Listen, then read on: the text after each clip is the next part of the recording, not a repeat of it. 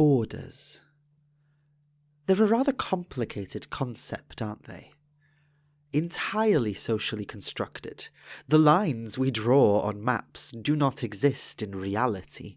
These lines that separate one place from the next, one state of being to another, they are often the result of many, many years of history, culture, and complexity, and have a tendency to shift, to change, and to move with time. I recently watched a video over on TikTok. It was a clip that was filmed in the 1970s, where a television interviewer wandered around the streets of Oswestry, an English town, asking people how they would feel if the town were to one day return to being under the governance of Wales. You see, Oswestry sits on the border, and once upon a time would have been part of Wales, but today is part of England. The answers from those interviewed were a seemingly resounding, Oswestry is already Welsh. The majority of the people interviewed held quite firmly that they identified as Welsh, no matter what a map says. Oswestry is but one of many places that reside in the borderlands of Wales, places that have long been referred to as the Welsh Marches. Strange liminal territories that embody the very betwixt and between nature of places that tend to straddle two worlds. There's something quite otherworldly about that, isn't there? Croeso, welcome to the Welsh Witch Podcast. My name is Mhara Starling and I am your host, here on this podcast where we explore the magic, the lore and the history of Wales. Today I am joined by a close friend of mine, Brett Hollyhead. Brett, who is also known as Witch of Salopia on various social media platforms, is a witch from the Welsh Marches. He is a member of my coven, an upcoming author, a pole dancer, and a rather fabulous hooker. Oh, behave. By hooker, I mean that he's very into crochet. One thing I adore about Brett, however, is his passion and his affinity for the magic of his home. That's something that we share. Brett honours and works with a particular deity, Hafren, or you might know her as Sabrina, the goddess of the River Severn, Britain's longest river, and a river which meanders between Wales and England. Hafren, or Sabrina, seems to embody the very liminal qualities of the Welsh Marches in an abundance of ways. And today, I have invited Brett onto the podcast to discuss Hafren with us. So, sit back, grab yourself a panad, a nice beverage, and relax as we explore magic, myth, and lore that knows no boundary. Sabrina fair, listen where thou art sitting, under the glassy, cool, translucent wave, in twisted braids of lilies knitting, the loose train of thy amber dropping hair. Listen for dear honour's sake, goddess of the silver lake. Listen and save.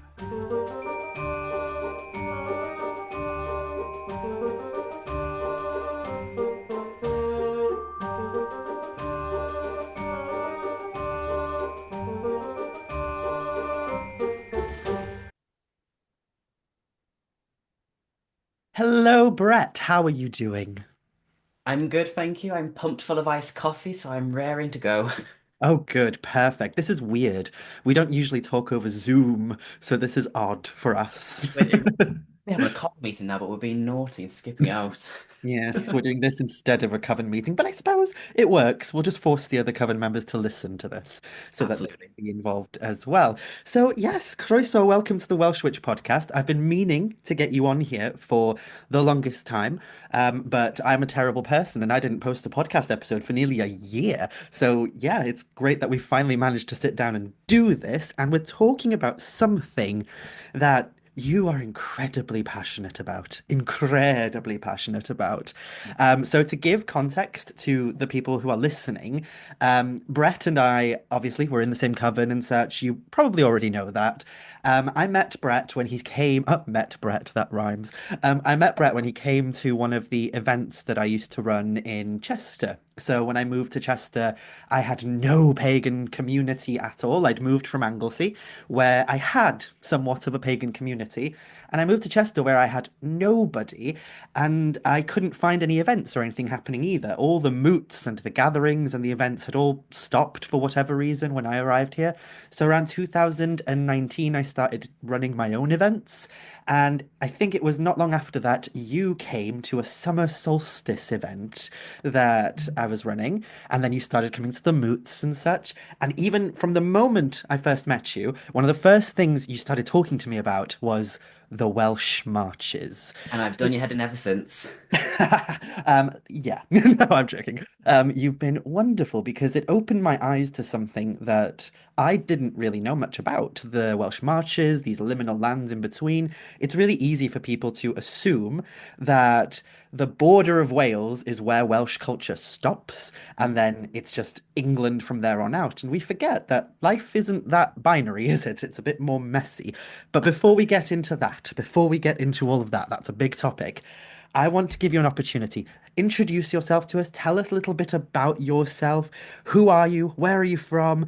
How do you identify yourself? What are you doing on this podcast? And yeah, just 20 questions. Go. Tell us everything about you. So I identify myself as a Welsh Marches folk witch. So my practice as a witch is rooted very much in the landscape, in the mythology, and in the local stories and traditions that I grew up within the Welsh Marches, which I'll talk about a little bit later on and what that definition means. I'm also an author. I speak at multiple events, and when I'm not too busy spreading witchy shenanigans across my social media, I'm either spreading my legs on a pole as a pole dancer instructor, or if I can't be bothered going outside and socializing, I'm inside curled up with my cat and crocheting. So I go between different parts of my life. Really, is just I'm a big old person. I do lots of things. Yes, I don't know how you do everything, to be honest. Oh, Oh, I don't, to be fair. I try to. That's the struggle, really. But I don't know. It kind of it's reflected my life since I was younger, and I've always been back and forth ever since I was a child. I grew up in the Welsh Marches, specifically in Shropshire with my mother, and in Powys, which is mid Wales, with my father. So passed back and forth, and that's just been mirrored of my life as it is right now. oh, brilliant. So, the reason I've introduced you to the podcast today, the reason I wanted to bring you on is specifically to talk about Hafren, Sabrina. Now, some people probably know a little bit about Sabrina, or at least they'll know the basic idea of who Sabrina is, especially those who live along the River Severn. Um, the River Severn, of course, being the longest river in Britain. Am I right in saying that? Yes. It's the longest river. So if, I'm betting a fair few people who are listening probably live along the River Severn or near to the River Severn, and they probably know that Sabrina is associated with the Severn.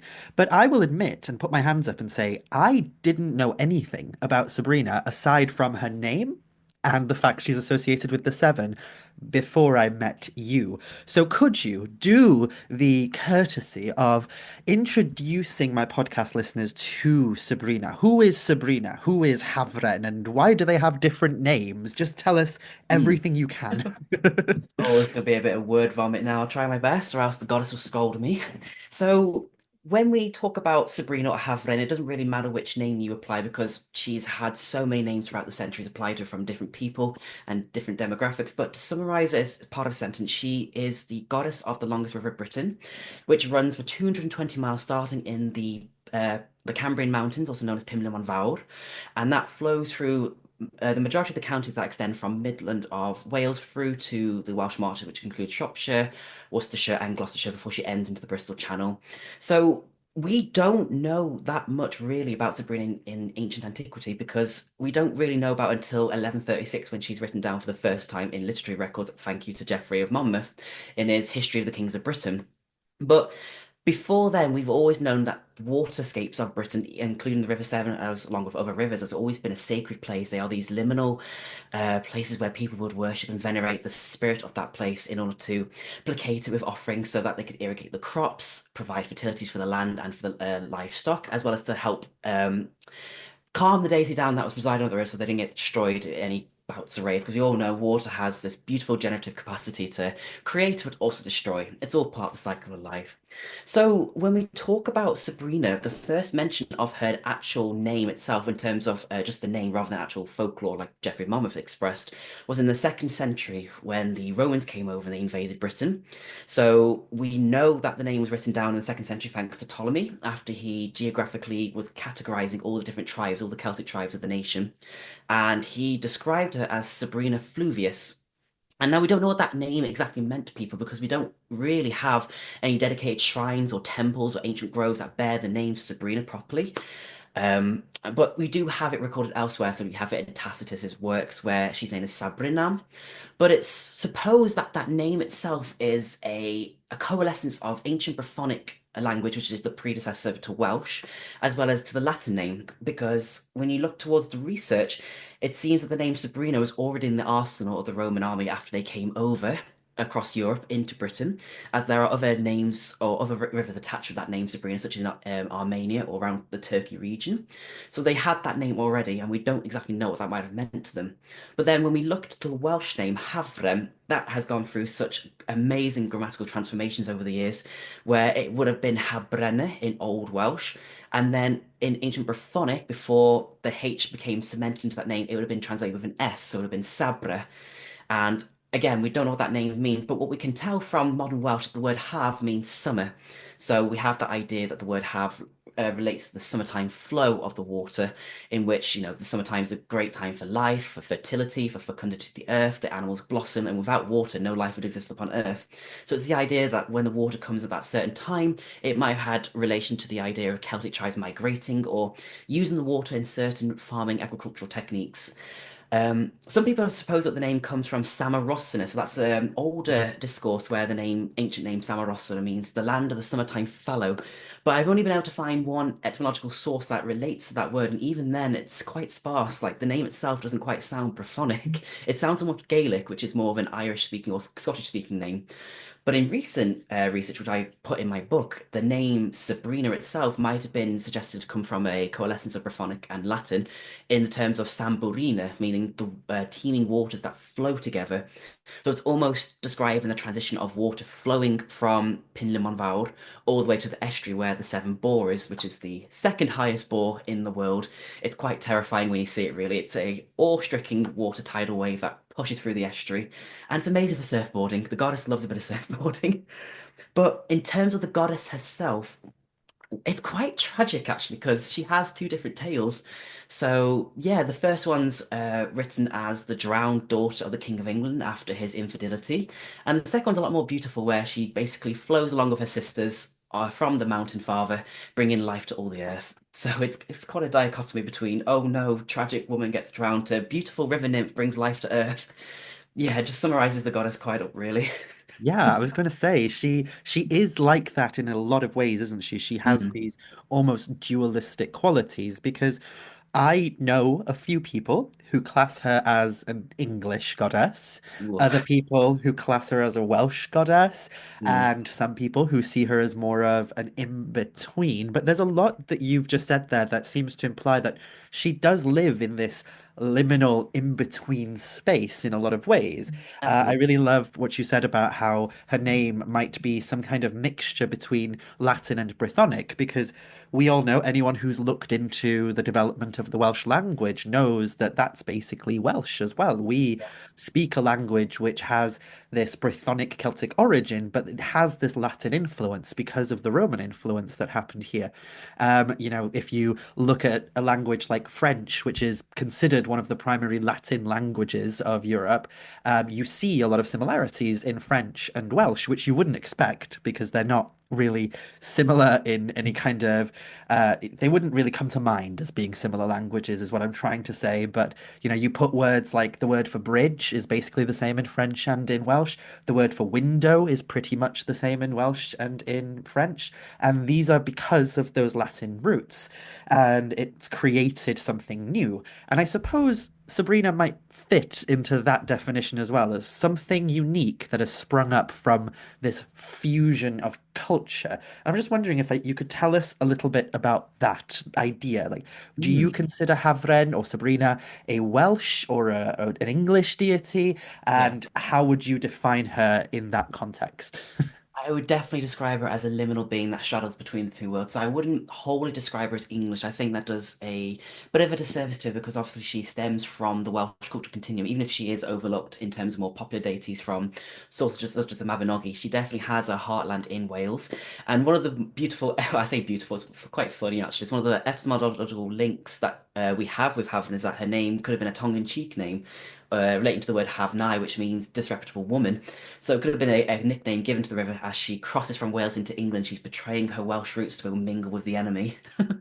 But in terms of being a liminal deity, I definitely would I'd confine her more to the Welsh culture, but I'd like to describe her as a Welsh Marches deity because she does have that interesting history where she does straddle this almost cross-pollination of culture in these landscapes here. But then, if you really want to be kind of pedantic with it, the lands that she crosses through, are they really English or should they belong back to their ancient mother of Cymru? That's the question you want to really ask. And that's something that's been positive throughout the centuries where there has been multiple raids, multiple battles for a conquest, bloodshed shed onto these lands because of that, how the fragility of the political allegiance in these lands was extremely thin, and how it would shift back and forth between Welsh kings and the Marcher lords or the Saxon invaders. So she definitely has that in between liminal feel to where she doesn't belong to either, but she's nevertheless quite embedded in both. But my heart leans more towards the Welsh because she is a Welsh deity first and forehand before she is English. Because, like I said, those lands, they all bear ancient names. Each one of them has a bardic source of wisdom attached to them that other counties in England don't necessarily has, and almost they are defined as being distinct in their unique cultural expression. And so it's quite unfair to say that they are England, considering that places like Shropshire, Hereford weren't really consoled as part of the English identity until the 16th century, which is the Acts of Union, where Wales as itself became subjugated properly and being enforced into England's rule. And even then, the Marcher Lordship or the Council of the Marchers didn't get dissolved until the 17th century. So really, that land has always been hybridized in terms of people who kind of classify themselves as Anglo-Welsh or Anglo-Celtic. So yeah, I suppose that's a great title to attach to Havering, Anglo-Celtic. Yeah, and I suppose she embodies that quality of the strange history that has happened in those regions as well. Yes. I like that you mentioned the disreputable woman idea of her name because, of course, if you put the word Hafren into the Geiriadur Prifysgol Cymru, the University of Wales dictionary, one of the first results that comes up is it tells you that in Morn, in Anglesey, the word Hafren is used as slang to mean slut. Yeah. Someone who is sexually promiscuous, a slutty person. And I haven't heard it much growing up on Anglesey. I have heard old women use it sometimes, like older women, older generation saying, oh, Hafren, or the nasty, like she's a Hafren of a woman, which is really fun because it's just strange to think that there's something going on there where the word Hafren has been used to denote somebody who is sexually promiscuous and sinful in many ways. And yeah, you I could say love that. because it's the river that kind of it has Yeah. its More place power in to both her, I Wales say. and England. More power to her. There's an old piece of folklore from the Gloucestershire region where it says that Sabrina always gets her man, which obviously relates to drowning, but who doesn't love to drown a man here and there? I say go girl, go get your man. I have no judgment here. It's a non-judgmental zone. So we've introduced Sabrina a little bit, Havren. Yes. I'm going to make a little disclaimer to the audience listening that I'm probably going to switch between both names throughout it all because I'm more used to the name Havren because I speak Welsh as my first language and that's how I know the river predominantly at Afon Hafren. But of course, within an English language speaking context, we do know her as Sabrina as well. And you also have a book coming out called Sabrina which we'll talk about more closer to the end. But, now that we've introduced Sabrina a little bit into this podcast, I thought before we talk a bit more about her, we should know a little bit more about the context of where she's from. Yes. And the way that I want to talk about that is I want to talk about you. So, Ew, you, no. Brett, over on social media, some people might follow you already. If you don't, I very much recommend following Brett on social media. He posts beautiful images of folklorically significant places, of gorgeous landscapes. He also posts his arse a lot, which is very You're nice as welcome. well. And sometimes you post photos and videos of yourself doing pole dance. You're a very, very well-rounded person in terms of your hobbies and such, and your posts are always very insightful and educational and Yeah. sometimes hilarious. So very much worth a follow. But if you want to find Brett online, Brett's username on pretty much everything is Witch of Salopia.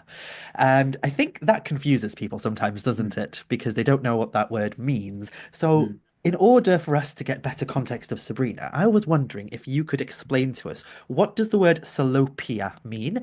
Where does it come from? And what does it represent? Yes. So yeah, it's quite funny actually, because whenever I tell people that I call myself the Witch of Salopia online, they either automatically think it's some kind of wash and laundry detergent, like, witches live longer with Salopia, like that kind of thing, or they think it's some kind of sexual euphemism, like, oh, bit of Salopia, but it's a bit of it's an older name that's ascribed to Shropshire particularly. So even though I grew up in the Welsh Marches on equal sides, both in Wales and in Shropshire, I wanted to attach my name to Shropshire because that was where I predominantly grew up next to the Severn. And I also grew up in Newydd in Powys next to the Severn. But I always liked the name Salopia because it was branded across all the signs there in Latin. So Floriat Salopia, which means in Latin, may Shropshire or Shrewsbury specifically forever flourish.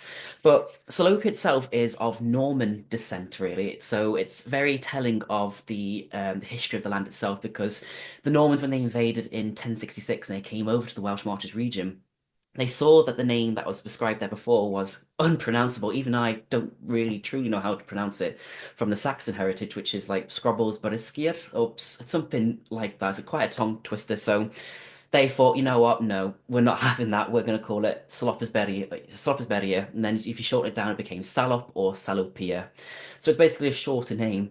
But in hindsight, I kind of wish I didn't choose, because I would have rather chosen the older Welsh name for Shropshire, which is Pengwern, which is one of the older Welsh kingdoms that's mentioned in Bardic poetry, which was ruled over by the last king Cynddylan. But when you put that into your name, people think, oh, what does penguins have to do with it? And I have to tell them, no, it's not penguin, it's penguin. But yeah, I had a whole episode with my mother trying to help her pronounce that word. And yeah, the closest we got was pengual. I don't know how she got it. So I said to her, you know what? No, I will be Witch of Salopia rather than Witch of Penguins.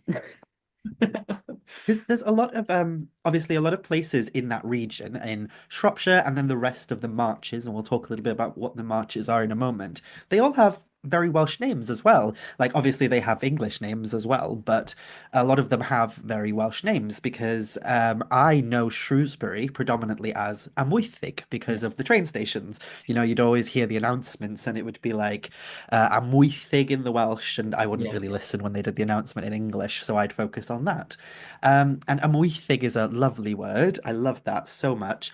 And I was just wondering, with these names, Pengwern, Amwythig, can you tell us a little bit about, what they mean and such? Yeah, so and Amwythig has been the traditional name associated specifically with Shrewsbury, but then if you attach Sir Amwythig, it refers to the whole entire county, and it basically means the fortified place in the bushes. So it almost gives you that distinctive quality of, okay, it's a frontier, it's a place of battle, it's a place of conquest, and all the counties that can be described as the Welsh Marches have that quality to them. So Chester is Caer, fort or fortress. Then you have Hereford, Henford, the old road where the Romans and many people would have come into this land in order to open up the routes to invade Wales. And then you have Gloucestershire, Caerloyw, which is the Fortress of Light, famous for the story in Culhwch ac Olwen, where Mabon is taken and imprisoned by the River Severn. But Penguin is an older name that the one of the sources that we have about it refers to Giraldus Cambrensis after his tour of Wales in the 12th century, I think, where he says that it was one of the most powerful kingdoms along with Aberfraw and Deheubarth. So these three kingdoms were extremely powerful in their delineation of the borders. But Penguin itself was destroyed in terms of bardic poetry in the 7th century, but it's alluded to in the 9th century when it was actually written in terms of the poetry there. But yeah, Penguin translates to mean the head of the older grove. So it was a place that was quite marshy, it was quite swampy, but it was surrounded by a grove of alder trees. So it almost has that, I dare I say, druidic presence to it, the idea of a sacred grove dedicated specifically to the alder tree.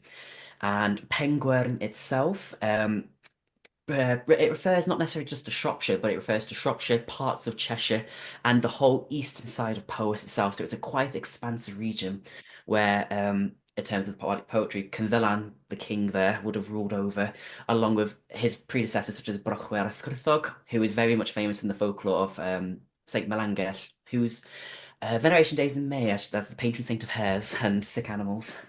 So there's a lot of Yeah. ties everywhere, really. Definitely, a lot of Welsh ties, as you were saying, a lot of these locations, they play a role in the Mabinogi. The third branch of the Mabinogi, part of it happens in Herefordshire. Mabon's story, Mabon, famous for being apparently the name of the autumn equinox, but for those of you who Not getting listen to to that the discourse. podcast, for those of you who listen to the podcast, you'll know he's actually a Welsh deity, and he was kept prisoner, not in some otherworldly place, but in Caer Loyw, which, if you translate, does sound very otherworldly. It's the Fort of Light, but it's actually Gloucester, which is really interesting because, in England, they do say, what's the saying? That you're going to Gloucester or something means you're going to prison? Oh yeah, it's something like that. Yeah, basically the whole place is a fortress. You know Yeah, what it's being about. sent to Gloucester means you're getting sent to prison, which is weird because it means that that place still has this association with imprisonment, and that's something that we can trace to the Mabinogi all the way back, or the Mabinogion, I should say, are there because it's not in the four branches. But yeah, all these ties and connections to Wales, it's almost strange to think that many of these counties, many of these regions, which to the untrained eye, to somebody who might not know much, would classify as England. And it kind of, not to get political or anything, considering the current political climate of what's going on over the pond in America and such, it almost solidifies that whole thing that, borders don't really exist, do they? Borders Absolutely. don't really happen. There is not this line drawn in the real world. They're Mhm. made up by us. And those places within a historical context, they were part of Wales, and then they were something hybridized and in between as culture shifted and such. And it just demonstrates the nature of this ever shifting landscape. And I suppose Sabrina is kind of embedded in that quality, isn't she? Absolutely. And even reading in the Mabinogi, if you read between the lines, sometimes you might have the odd reference of Afon Hafren in specific reference to the river, but not the person behind it. Because, like I said, in history, Sabrina wasn't quite referred to as a deity in the most ancient times because you have to find other ways to find her. But you don't find her specifically, you find other things that are mentioned in the Mabinogi itself, like especially in the first branch, but it refers to a different name that's attached to the seven. So it almost solidifies that idea that there is divinity to the seven that flows as this liminal place, both in terms of the culture, but also to the other world. So I should preface as well, before I said that, in terms of evidence, we do have evidence of divinity attached to the seven. So in specifically in Caerloyw or in Gloucestershire, we have temples or proposed nymphaeums that have been constructed down there to the god Nodens, who is a maritime deity associated with healing ailments through the dreamscape, or people go to his dormitory, his temple, and receive healing through the dreams. And he was almost seen presiding over the Seven Boar itself. And you'd think when you read that, you think, oh, where's Hafren? Where's Sabrina? Maybe she's attached to the Nymphaeum. But we don't have that name attached there. We do have evidence of these propitiatory objects given in offering to the river, such as these clay heads, which is very reminiscent of the whole Celtic head, the sacred head. But when you look at the Mabinogi, and one of the things I love to write about is that she is there. She is the culmination of all things that have gone before her. So when you look at the first branch and you see that this huge, gigantic, monstrous arm appears in Tiernan Tofliant's stable, and it's stealing his foals I think it's May Day, Calamai, I think it happens. And it's stealing, you'll see that when his name is translated, it's like Divine Lord of the Raging Waters. So it has that idea that this arm could possibly relate to the idea of the Seven Boar coming out of the estuary banks, snatching away livestock as it would do, and drowning these people and taking it back to the water, taking it back to the other world. So Sabrina is there in certain ways, but she's very much hidden in kind of terms of mythology. and Yeah, in ancient definitely. sources. Oh gosh. So, yeah, I suppose putting it all into context and understanding that Sabrina lives in this very strange liminal space helps us to understand her a bit better and also helps us to understand you as a person because you see yourself as a witch who is rooted in this area, this very liminal space of the marches and such. Now, I've met people who live in Shrewsbury or anywhere in Shropshire, and even some who live in Cheshire and such, who will outright say that though they were born in those areas, they still consider themselves Welsh, even though technically they exist in England. And you do see a big kind of Welsh feel in these places as well. So I currently live in Chester, and in Chester we have churches that are completely Welsh language. We have signs that are in Welsh, and if you walk just a bit that way from where I am currently, you're in Wales within an inch. So it makes sense that there would be people who don't quite identify with either side of the border or who identify with one over the other. And I'm sure there's people as well who identify more as English in these places as well, but I have met a fair few who do identify as Welsh, even though they live on the English side of the border. So I was just wondering, is there any kind of historical precedence to that, of this kind of dual or liminal identity that is situated in these areas? And I'm going to put you on the spot and I'm going to ask, how do you identify yourself? Do you think of yourself as English or Welsh or? Growing up, it was strange. It's like what you said before. These borders aren't these physical things. I mean, unless you count Offa's Dyke, but even then, that's just an earthware and peace. That kind of it's raised area. It doesn't mean that's a wall or the thing stopping people from intermingling. But growing up, I grew up in a heavily mixed family of Welsh and English. In fact, it was more predominantly Welsh. But because I grew up on the borders, being from a divorced family between my mother and father, I was going back and forth, back and forth. Unfortunately, I missed out on the opportunity to go to Welsh school, even though I grew up in Wales. So it was almost as if I grew up with outside of my own culture that I should have had links to. And so I missed out upon that because I have family who speak Welsh. And even though I understand them to a certain degree, it still hurts me inside that, like, I missed out upon that. And I don't necessarily define myself as English either, because even then, growing up in Wales, I had my English family tell me that I was a traitor, that I didn't belong. And then ever since growing up as a child, listening to the stories of Sabrina and Hafren, getting to know her more from my own devotional practice, and learning her history, especially through the early modern period when the poets start coming through, you see this huge precedent that's building upon an history as a land that's completely shrouded in conquest and in subjugation. So, in terms of the Welsh marches, we know that even going back to the ancient Celtic times when the Celtic tribes were here, that this was a place of transition. And you can see that in the vast amount of hill forts that are displayed here. And most of these hill forts are attached to some kind of mythologized name or to some giant that bears some kind of Welsh name that's almost indicative of a Welsh ruler of that time period. And then going forth, even when the Saxons came over and invaded around in the 6th, 7th century, the prevalence of their occupational population, should I say, wasn't quite as strong as people think, even though some English names exist more in Shropshire than they do in Hereford, where it's preserved more of the Welsh language. You still had that Brythonic feel to it, and hence why there were bardic compositions that express these lands as the pure personification of Hiraeth, the idea that these lands belong to Wales, but they are completely lost now because of the conquest and the colonization of the English, that they are what Wales should have been but can never be unless, I don't know, a Welsh king or a Wine Glyndwr gets resurrected from the grave and finish off what he started back in his 15-year rebellion. Oh But and gosh. you see that over and over. It's great. It's great. It's crazy to look at it because you see the March of Lords come through in the 11th century, and they even I say it's a liminal place. It's still rooted in warfare. How these lands, these counties, including some of the Welsh counties we see today on the eastern border, they had jurisdiction, they had political and economical freedom away from the English crown, and so they were described as Marcher Walia, I think it's pronounced, compared to Walia Pure, which is what the Welsh were called. So they didn't necessarily see themselves as someone who's different. It's easy to fall into them trap where, in terms of Welsh marches, the people that were occupying them positions there didn't classify themselves, I am a person who is Welsh Marches. Some people did, but it's easy to see that, okay, there's an inland between place here. It's easy to see people as a homogenized group.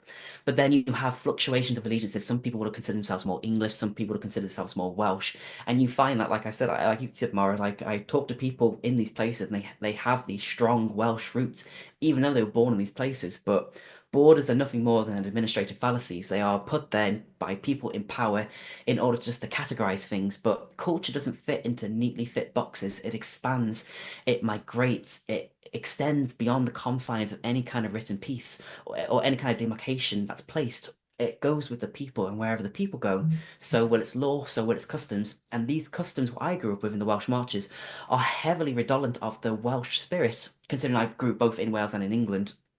And so, in terms of my own identity, I prefer to call myself Welsh Marches, but my heart will always belong to Wales, if that makes sense. And I can't stand it when people call me English because it completely misses out the history of my home. It misses out on the culture of my home, what I grew up with, and it misses out on a lot of beautiful things that are tied intrinsically to the mythology of Wales.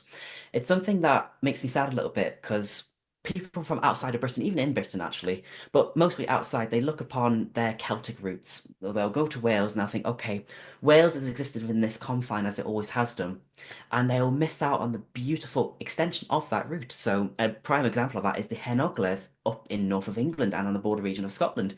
These lands were ruled by Welsh kings. A lot of the bardic poetry happens there. Taliesin, the greatest bard of all, has huge prevalence in these regions. And so to call them England, even though, as I said before, they weren't properly integrated into England until the 16th, 15th, 16th century, is to completely do a disservice to it, to do a disservice to the goddess, who played a huge, huge pivotal role in expressing these notions of Hiraeth as a sovereign queen in the poetry of the early Romantic period. One of them that I love the most, and it just really, really captures it, is Michael Drayton's work. So, in his famous work or compendium of work, it's quite a thick tome of work called Poly-Olbion. He describes each of the geographical features throughout Britain, but when he gets to the Welsh Marches specifically, he writes in the introductory position that Shropshire, Hereford, and Gloucestershire belong to their ancient mother. And in the story, Sabrina or Hafren presides over these nymphs of these rivers, and there's a dispute going over Lundy Island. Lundy's this little island in the Bristol Channel that's quite in between the bottom of Wales and in like the top of Cornwall. It's right slap bang in the middle. The English and Welsh are fighting over it, and she declares that the land belongs to both. But over time, as the progression of the story goes, she has this heartbreaking grievance that appears to her that the land of Wales has suffered these horrible things in history, and she can't reconcile it. And until that is reconciled, Sabrina can never be a truly protective goddess in the same way that other goddesses can because she mourns for the land to be brought back under her protection properly, for her to extend her power over. And that's where we first see her as this idea of a mother deity bringing forth land. She is this Tuleric figure that brings life to the land. She's a sovereign ruler of the land, but she has her heart broken because things are not as they seem, and until they are, then they never can be. And you see that with the Welsh kings, Owain Glyndwr, Llywelyn ap Iorwerth, Gruffydd ap Llywelyn. All these kings were fighting tooth and nail to get these lands back under conquest, under their control. One of the prime examples I can point people to is Owain Glyndwr's tripart indenture. There's prophecies of Owain trying to get this land back under his control as far eastward as the Severn goes, until he reaches a place known as the Six Ashes, and that's all the way going all the way towards the border of Staffordshire. So it's been a heavy precedent, and we see it today. It really annoys me today because to understand the culture of Wales and extensive beyond that, you have to go beyond the mythology. You have to go into the everyday lives of Welsh people and the people here. And you see that there is still this horrible treatment from Westminster as the monopoly of Britain, how it completely subjugates Wales, forgets about them. I mean, you don't see the mighty red dragon on the flag anywhere in the British Union. And even recently, in some newspaper articles concerning river pollution, you see Shropshire and Hereford referred to as Wales' problem. England doesn't want to know us, and rightly so, I don't want to know England either. So yeah, to classify it as England or to classify it even as West Midlands is a massive disservice because our culture is intrinsically tied to Wales, but it's also different in terms of its evolution. So it makes it inherently distinct and unique. Sorry, that Yeah, was a lot of waffle there. no, not waffle at all. Really interesting stuff. And I suppose the lesson from that is that culture doesn't care about made up things like Hmm. borders. I think it's strange that people would believe that cultural expression would stop just because there's a sign up that says this is England now, Yeah. that you're entering England. So it's like just because that sign is there doesn't mean that the culture and the Mm. language and the people wouldn't have taken some things across the border a little bit. And of course, that happens both ways. We have to be diplomatic about this. It happens both ways, of course. There is some seeping of the more kind of Anglo culture coming in as well, but there also is this Welsh culture coming out to create this quite beautiful thing that's kind of Yeah. in the middle, something that fuses the two. And I like the idea that Sabrina exists in that liminal phase, especially because she's a river goddess. And of course, river goddesses are, if nothing else, they're very liminal and they're constantly flowing, constantly changing. So it makes sense that she would exist in that state. And bringing it back to Sabrina, as you so beautifully did then, I wanted to ask you, because obviously you've mentioned it, you've touched upon it, but are there any myths associated with Sabrina, stories that we can turn to? And can you tell us, not just tell us the stories, but also tell us a little bit about where they come from and such? You mentioned specifically that there's two specific origin stories for Hafren, Sabrina. So could you tell us those stories and a little bit about where they come from as well? Um, Before I forget, because I know it's on my mind, a big example of cultural distinction. Christian Bale, born in Wales, completely identifies himself as English. It works both ways. Oh my gosh, it does. But in terms of mythology, yeah, so probably the most famous one was written by Geoffrey of Monmouth. We don't necessarily know where this tale comes from, where it came from, the oral structure of the people that were living in the region where he was, which is Monmouthshire, which is also part of the Welsh martyrs in history. The tale goes that he received a book from the Archdeacon of Oxford, Walter, I think it is, off the top of my head. But that book's never been found. It's quite mythologized in its own right. But in the story, um, Brutus, this Trojan exile, comes over to Britain after receiving a prophecy from the goddess Diana, in that the land itself is uninhabited by anything. It used to be inhabited by a race of giants, but it's free to take. And so he and other exiles take refuge there, and he becomes this almighty ruler. It's a golden age. And after he dies, he segregates the land between his three sons and his second in command. So England or Lloegr goes to Lochrinus or Lochrine, depending which source you read it from. Camber has rule over Cymru or Wales. Albernactus goes to Scotland, and his second in command, Corineus, gets Cornwall. So you can see the designation of these four places. And there is harmony for a while until there is an invasion from Humber, who comes over and he kills one of the brothers, which is the one in Scotland. And this forces England and Wales to join union together to fight this invading force, and they win successfully. Locrinus discovers that Humber didn't come alone, that he was carrying all these treasures with him, and in this he finds three beautiful women who are taken as entrapment, but one of them is a Germanic princess by the name of Strildis. The only problem is that he becomes absolutely besotted with her. He's completely lustful, he wants to be with her, but unfortunately, Locrinus is already betrothed to a woman called Gwendolen. Gwendolen happens to be the daughter of the second in command, Corineus, and when he finds out, he's so enraged that he threatens Locrinus to go through with that marriage. But even though he is betrothed and he ends up getting married, he secretly has an affair with Astrildis. Underneath, some people say it's Caersus in the Welsh Marches, others people say it's in the underneath the Thames, in the River Thames in London. And underneath the earth itself, he fathers Habren. She's referred to Habren in the story, which is a beautiful imagery to think that the goddess is born underneath the earth. So even though she's this riverine deity, she's underneath the earth itself. And so Astrildus poses a threat to the sovereign crown. When Gwendolen finds out about this, she's completely enraged, and hell hath no fury like a woman scorned. She raises an army using her paternal influence, raising the armies of Cornwall to meet Lochranus onto the battlefield at the River Stroud, and she is successful. I always used to think when I read the story that, oh my God, she was a horrible person, but nah, she was a HBIC, she was the head bitch in charge. She was standing on business. Fuck around, find out. But unfortunately, her vindictiveness doesn't stop there. So after she kills her husband, she takes Astrolus and she takes the young child Habram and she has them drowned within the river. And that river then becomes named after the child as a reminder of the infidelity of her husband. So it's forever immortalized in Habran's name. And other tales go that the river spirits of that river had such empathy for the child that with one kiss they snatched her away from death and they immortalized the goddess.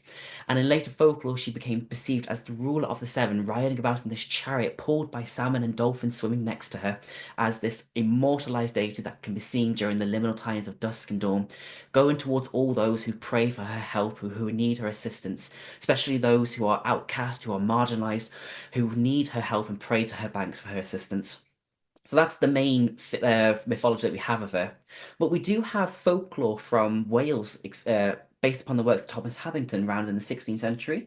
I think it's 16th century, or it could be earlier, in fact, maybe 15th off the top of my head.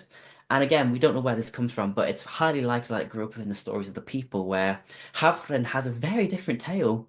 So, in the middle of Wales, we have the Cambrian Mountains, and people think that Limon, which means the five beacons, is just this one mountain, but it's not. It's a mountain complex of all these different summits. We have Limon Fawr, where Hafren comes from, but we also have Limon Fach. There's all sorts of different names. But in this region, Pinlamon is personified as a mountain giant. He is this beautiful, protective giant who nurtures the land around him.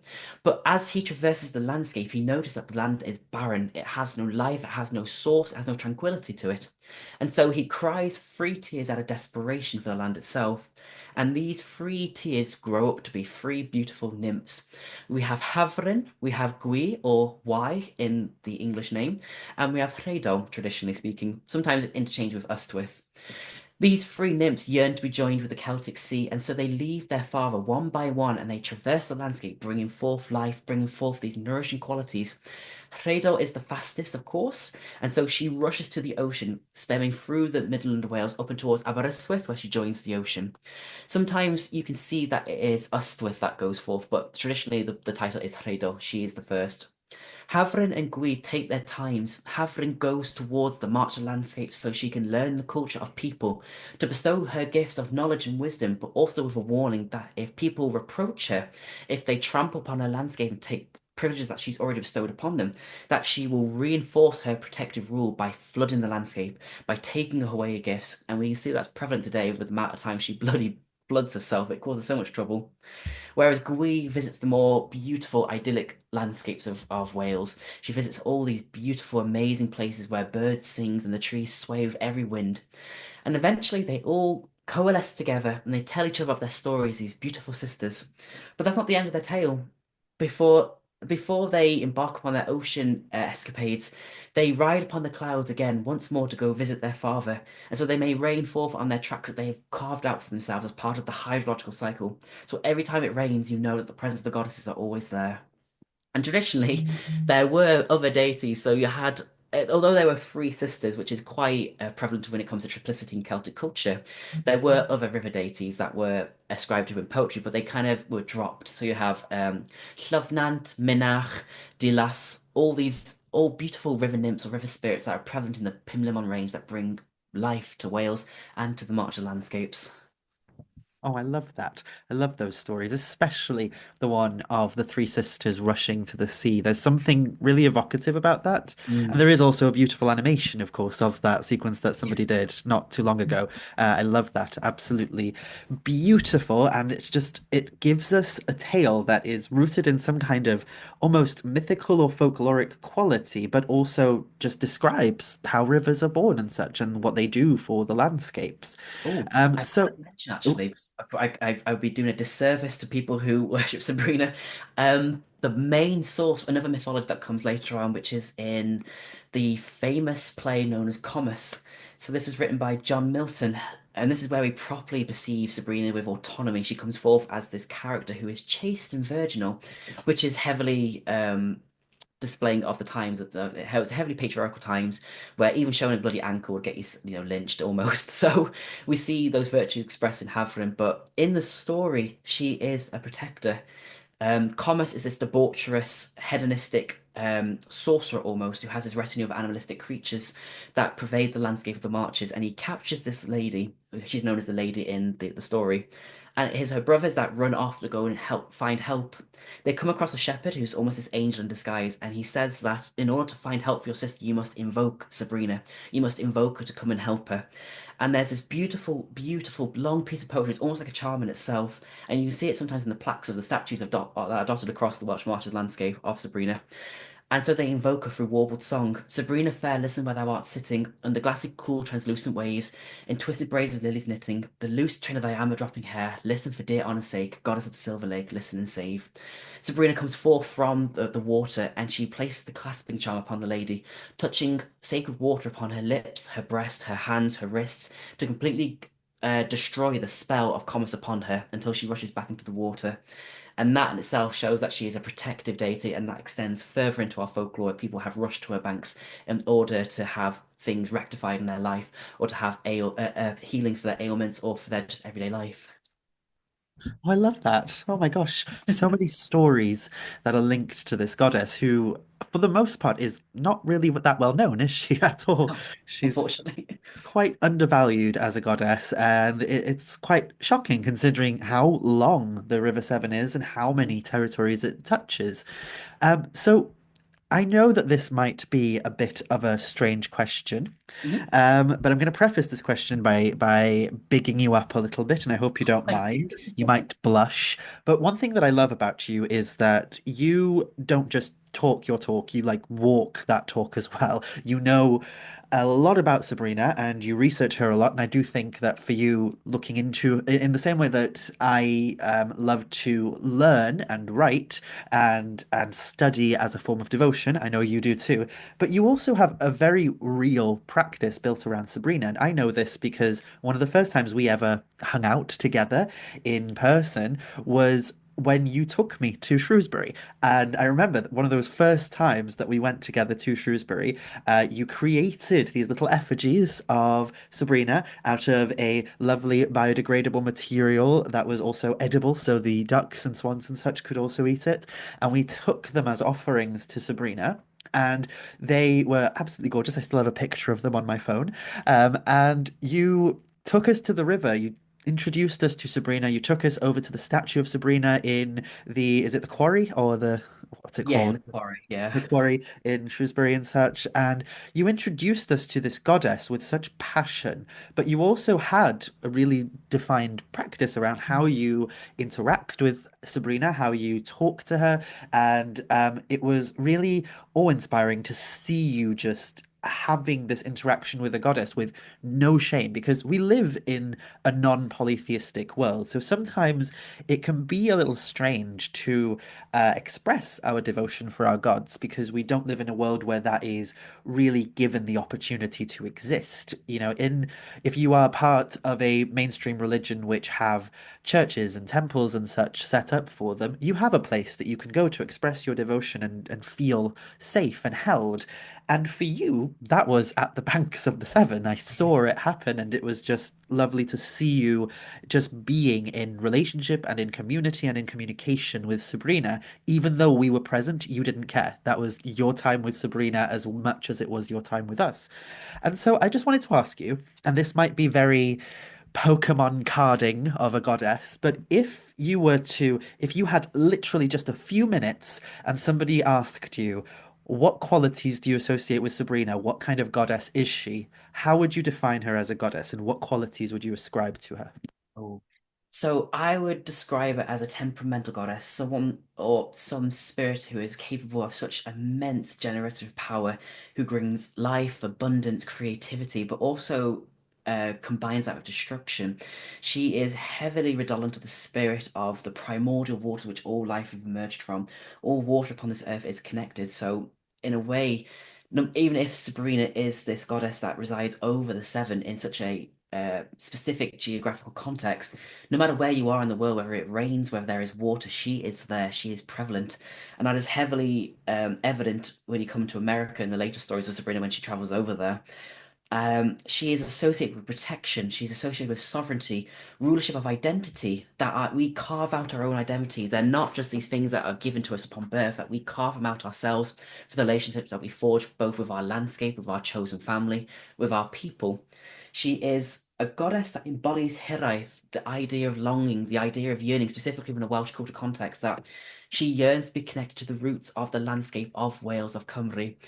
But she's also a goddess that will come to those who are in need of help or protection. She is the goddess who watches over the marginalized. So to call out to her, she will listen. So no matter where you are, she is always there. And that can be either in America, it could be in Russia, it could be in bloody India, anywhere. She is always there. She is a ubiquitous goddess. Oh, beautiful. So, Sabrina Fair, liminal goddess of the temperamental waters, guardian of those who are seeking a sense of identity that doesn't conform to the usual rigid notions, and a goddess that is deeply, deeply associated with the nourishment of the land. So, you touched very briefly on my next question there, which is if people don't live anywhere near the River Severn, can they connect to her? And you specifically mentioned that there's a connection to the United States. And I know that some of our listeners come from the United States. So, how Absolutely. can somebody from overseas connect with her? And what are those connections that she has elsewhere? Mm. So the way I always tell people that if you want to forge a relationship or a devotional practice to Hafren in terms of being geographically distant away from the land of the Welsh Marches or of Wales, then the best way to do that is to associate with more aquatic practices, to go with water. So I know some places already have an ascribed spirit to these lakes, to ponds, to aqueducts. Wherever it may be, and obviously you don't want to piss off the spirit there by saying, "Hey, I'm going to practice my practice with Sabrina here," but even then, water is a conduit. It's this fluid, liminal, almost transcendent element that cannot be contained. It holds its shape to whatever it is held within. In the same way, so does Sabrina. So even reading upon her myths and embodying yourselves in her wider mythology is automatically a connection to Sabrina because not only are you reading her stories, you are also reading the people stories, the peoples who have paid lip service to the goddess, the people who experienced all these traumatic instances through the Welsh march and how that coalesced into the identity of the goddess. So by reading the stories, by getting to know Havren in that way, is already forging a relationship. But also speaking to water, going to water, your words carry forth upon any river source. It all coalesces together in the same way that Havren traverses from this peat bog on top of Pinham on Vawr to become the longest river to become into the ocean itself. So going to the ocean is another way in terms of practice. Um, Other ways you can go forth and forge a relation to her is to go and forge connection to her sacred animals. So we have, in my own personal veneration, in my own personal gnosis, the swan is heavily, heavily associated with Havrin as this beautiful liminal creature. As a devotional practice myself, I will often go to the Severn, either in Shrewsbury or in Drenewydd, and I will sit at her banks. And one of the most beautiful things that ever happened to me is that I called out to her. My eyes were closed. I was meditating. I was giving offerings, and when I opened them, these two swans came forth to me. One of its heads was nestled upon my knee, and the other one sat next to me. And I shat myself. I was like, "Oh my God, they're gonna break my arm. These are dangerous creatures. They're gonna hiss at me, like most people would say." But no, they are such beautiful creatures that are heavily misunderstood. That doesn't mean to people, just as a disclaimer, don't go and disturb wild swans because, oh my God, if you ever see them in breeding season, they will literally come after you. They are very protective, in the same way the goddesses. But if you go and forge connection, feed ducks, feed swans, healthy food that they can eat, like peas and lettuce, then that is a great way not only to venerate Hafren, but to venerate the genius loci, to venerate the spirits of your place. And I mention America because that's a really, really quirky little trait that's prevalent over there. I only discovered it recently, really. So I think it's 1857, so 19th century. Sabrina made her way over, not necessarily in terms of her polytheistic belief, but more so as part of is it, what do you call it, a fraternity, as more of a college tradition. So specifically in Massachusetts, in a place called Amherst, there's a college there, Amherst College, where Sabrina was positioned in the middle of this campus as this bronze statue that weighed like 350 pounds, and she became part of the school culture there. But it took a bit of a funny turn because one day the student decided to play a prank and stole a bra from a nearby school and decided to place it on the goddess. Now, I must preface that the college at the time was a fraternity. It was men that went there. So imagine these pubescent men filled with testosterone seeing a half-naked woman. You're going to see that some horrible sexist shenanigans are going to go ahead. And when this student was reprimanded for his actions, he took an axe to the face of the statue of Sabrina. He carved it in. And after then, a tradition formed between the early years and the odd years. So those who went to class in the early years would almost fight to reclaim ownership over Sabrina, and these fights became quite violent. So it wasn't just necessarily taking the goddess and hiding her in the school. It was more so, okay, these students would actually fight each other. They would kidnap the goddess and take it in a helicopter over the football field. They would dump it in the River Connecticut, the river in Connecticut itself. They would find it in a bloody sausage factory, dump it in a well, which doesn't seem quite respectful to the goddess.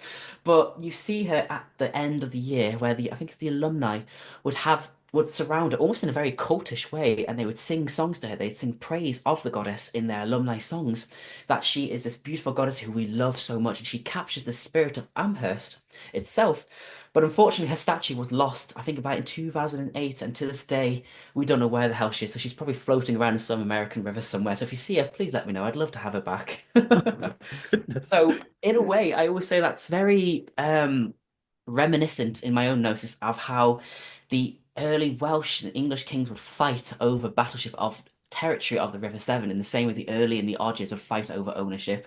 And you see that expressed in the Seven Boar as well, where an ancient name such as Dairi Hafren was attached, which means the two kings of the boar, basically, where Nennius writes that these rams would fight against each other over and over, battling each other in terms of the waves of the Severn, where same way the kings would, the Welsh kings would be fighting the English would be fighting the Welsh, and it goes on today. So, and it's expressed in an American cultural way in Amherst. So that's a little way that Sabrina made her way into America.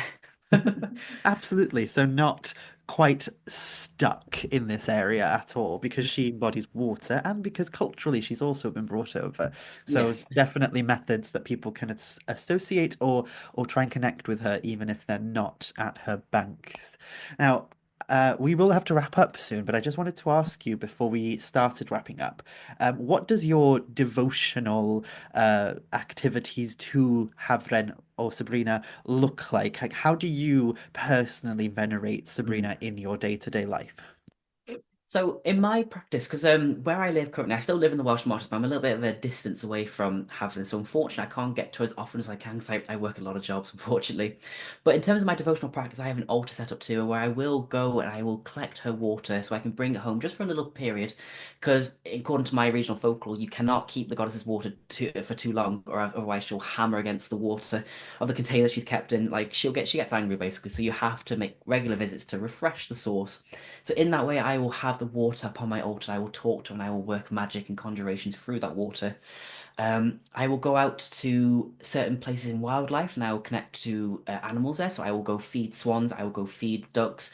Um, I will go and pick litter. That's a really huge one. It doesn't seem quite magical or as fabulous as other practices, but it's one of the best ways to establish yourself as a respectful person who is in reciprocity with the goddess is to clean rivers, not just the goddess's river, but all rivers across the world. Because unfortunately, we live in these times where the water is heavily commodified, where it's tarnished through pollution, especially through chicken shit being pumped out through all these industries who care nothing more from the sacrality of the water itself. And I suppose that ties into a modern day practice because we have to reimagine our practices to the goddess. It's not just enough go into water. And I'm sorry I might offend people here, but it's not just enough to go to the water and be like, oh my God, she is this gracious mother. I'm going to heal her with my energy. That's perfectly fine. Please do that more. But you have to couple it with something that's physical and tangible. You have to go out and use your voice, clean the litter, and educate people about the river itself, and to know and keep in knowledge of how our rivers are being affected by politicians, by companies who care nothing more. And so to work a devotional practice, from my book specifically, one of the ways I wanted to do it was through enchantment, to tell these stories of Havren, to make people realize that they are sitting upon their heritage, that they can go back to their backyard and see what beautiful things lay in wait for them, to go back to this ancestral source, which has been scientifically proven outside of spiritual life that all life itself has come from water. And without water, we would fail to exist. We wouldn't be here without it, we'd die. And so, a devotional practice, we have to make sure that we are doing the best we can within our own lives itself, such as reducing plastic usage, making sure that we don't use too much water, like leaving the tap on when we brush our teeth. Obviously, if you do go out picking litter, I do highly suggest like bringing gloves with you because the last thing you want to do is pull out leaky condoms or needles up on her banks, which you do find unfortunately disgusting. I mean, I appreciate it's romantic for couples to copulate by the riverbanks, but yeah, take it with you. Take your seed with you. So disgusting. Um, yeah, I know a lot of people feel bad in terms of activism because obviously we live in a heavy capitalistic society that demands and drains our time. I work three jobs, unfortunately, so I can't necessarily go to every single protest and every march. But there are so many things that you can do when the time doesn't add up. So you can donate to charities such as those who work in honor of the water. So charities that are specifically focused on the River Severn, just donating £2 a month. For me, my talent lies within crochet. So whatever money I make from my crochet, I would donate that as an offering to the goddess herself to help those who are working closely with her, help her to be the best that she can be, to help restore her health and her autonomy. And if I can go to a protest, then I certainly will. I will dress up, I'll get my chest out and bare it all in the traditional Welsh cursing way, and I'll fuck those politicians up who dare disrespect our goddess. Absolutely. Oh my gosh. So yeah, I could sit here for 2 more hours probably and just chat with you about Sabrina. And there's so much more that we could talk about, so much more that we could go into, but we just don't have the time. But luckily, it doesn't matter that we don't have the time because if anybody wants to connect with Sabrina and wants to know more, there are two specific things they can do. Number one, you could go follow Brett because Brett already does so much work on not just Sabrina, but also anything to do with the Welsh marches. I know that I get dozens of messages a week from people who will say, I'm from this specific area, I'm from this place. Can you help me connect with my ancestors? So if you know that you are from somewhere, like as in your family, your heritage, if you know that your ancestral line hails back to somewhere that lies on the border of Wales, then I definitely recommend checking out Brett's work because you talk about that so much on your different social media platforms, on Instagram, on Threads, on everything that you're on, absolutely everywhere. And you've also done numerous other podcast interviews in the past, talking about various other things. So if you have an interest in that and want to know more about the Welsh marches or just Sabrina in general, I do recommend going to find Brett online. But on top of that, on top of you being a social media person who shares all this stuff through videos and posts and such, you've also written a book on Sabrina specifically, and that book releases later this year. Am I right? It does, yeah, end of April. Oh, perfect. So, can you tell us a little bit about the process of what led you to writing that book? What does the book include? And also, where can people get it and when? So it releases at the end of April in the United Kingdom. I think it's in May in America and other places across the world. And oh my God, no one warned me about the bloody process of writing a book and how many breakdowns you have, the emotional turmoil. I think there were days where I bloody refused to wash. I was sat at my computer like a feral creature, smelling of God knows what. Relatable. But the reason I wanted to write that book is because I was sick of people ignoring such these liminal aspects of both my culture and the expansive culture of Wales itself. So it promoted me a little bit because I love the idea of the Celtic nations. I love it. The nation taking power, taking their own sovereignty. So obviously those Celtic nations, Scotland, Ireland, Cornwall, Isle of Man, Wales, and Brittany as well. But then I thought to myself, wait, there's other things. Even though Welsh marches and Hen Ogledd are extensions of Wales, I wanted to write that bit more to help claim sovereignty back in a way because I shouldn't admit this, but oh my God, I am in love with Owain Glyndwr. The whole, I know he burnt a lot of villages and stuff in the aid of Welsh sovereignty and to try to reclaim the lands back, but his heart was in the right place, you know. He was a great person, and I love him. If he was alive today, my God, I would seduce him. So in my eyes, I wanted to continue that in terms of my cultural legacy and to help reveal knowledge both of the river and of my larger home. And so I thought I would write about that in the book to help highlight the goddess, highlight her cultural aspects in her relation to Wales, as well as almost the historical facts to her. So where her name comes from, her Indo-European connections to places like India, her American connections, her syncretization with the Virgin Mary, with Modron, which is another deity found within the Welsh culture, Welsh polytheism, how Sabrina herself is quite a queer identity, a queer goddess. So even though we refer to with her her pronouns. In the ancient past, like I said, you wouldn't have found Sabrina, you would have found Nodens, you would have found other deities attached to the river. So it's almost seen that she is transitioned, she's transformed from this masculine deity to a feminine deity, and she straddles the in between. And of course, she is a goddess. She's not a physical form, so she doesn't have genitals to go by, to have this identity put on her. But she is this liminal deity that presides in the cultural complex of queer identity as well. So she transitions and changes, and I can guarantee in 300 years' time she'll change again, and there'll be another name, another persona attached to her, and I think that's beautiful. So I write a little bit about that in the book. I write about her connection to the Mabinogi, sacred animals, how to work magic with her, and also about the dragons that can be found, because of course the Rhai is not the only dragon that can be found upon in Wales. There are other dragons that harbour around her banks. So I write all about that in my book. And I think I shouldn't tell this, but by the time this podcast comes out, I think my second book will be out. So keep in contact about that. And it has something to do with some of the things we've been talking about today, but I can't say no more. But obviously, as you can guess, you'll probably know what it is, just taking a guess. Yes, so that's Pagan Portal's Sabrina, isn't it? That's coming out on, was it April you said? Or In April, yeah, and it can be found April? across your local bookstores, Amazon, or if you are in the UK and you are a witch or a pagan or spiritual adjacent person, the very first time it will be released in person will be at the Festival of Pagans and Witches on the 2nd to the 5th of May in Coventry. So that'll be Oh, its first time physically released. oh, brilliant. Oh, I'm so excited for it. I've already read it, so I think it's a beautiful book and I Oh, can't wait thank for you. people to read it. Your writing style is just delectable and it's funny and it's just, I just can't wait for people to read this book. And honestly, even if you don't have an interest in developing a relationship with Sabrina, the book is still worth getting because of the cultural significance of it and the amount of lore that goes behind Sabrina. So do go and pre-order. Pre-orders help us authors so much. And once you do get a copy in April, I want you to go and write a review as well because all those things help us as authors. And yeah, thank you so much, Brett, for coming on and talking with us today No and problem at all. sharing so much about Sabrina.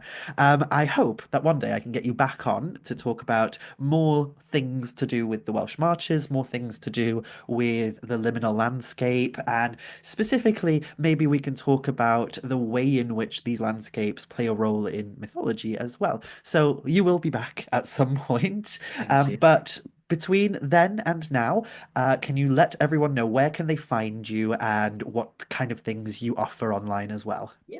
So I will preface with a warning. If you do find me mainly on my main channels of TikTok and Instagram, the same name, Witch of Salopia, you will see me frolic about like a fairy, or being my best pole dancer self. So I'll be in the splits, spreading my legs for the pole dancer gods. So on them, you'll find me on Instagram and on Witch of Salopia and TikTok, where I will talk about folklore, different types of charms, spells, incantations that come from specifically the Welsh marches. I also can be found upon Facebook, on Blue Sky, and Threads as well, which also I posit folklore pieces as well. But they're my main pages at the moment. I am in the process of possibly working up to a YouTube channel, but stay in touch with me, and I will hopefully keep people up to date with that to see where that goes. Oh, perfect. Well, diolch o galon eto, Brett. Thank you so much for coming on. Diolch yn fawr.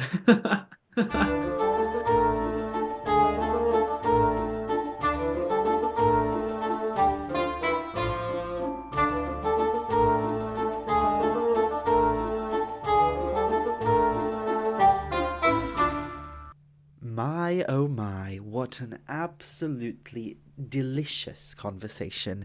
Thank you, diolch, once again to Brett for joining me on the podcast, and I hope that you have also enjoyed this episode.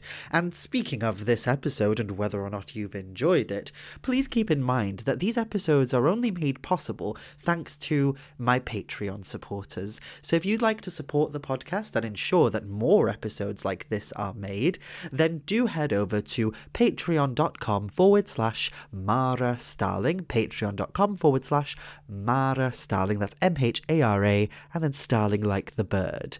So yes, thank you so much for joining us once again. Do go seek out Brett on social media. As I mentioned at the beginning, he is found under the headline of Witch of Salopia on most places, and do keep an eye out for Brett's book Pagan Portal's Sabrina, releasing later this year. All the details are in the show show notes or in the information below if you're watching on YouTube. Thank you so much for watching, for listening, I suppose. And I will see you next time. Diolch o galon am ymuno gyda ni. Thank you so much for joining with us. Ta-da!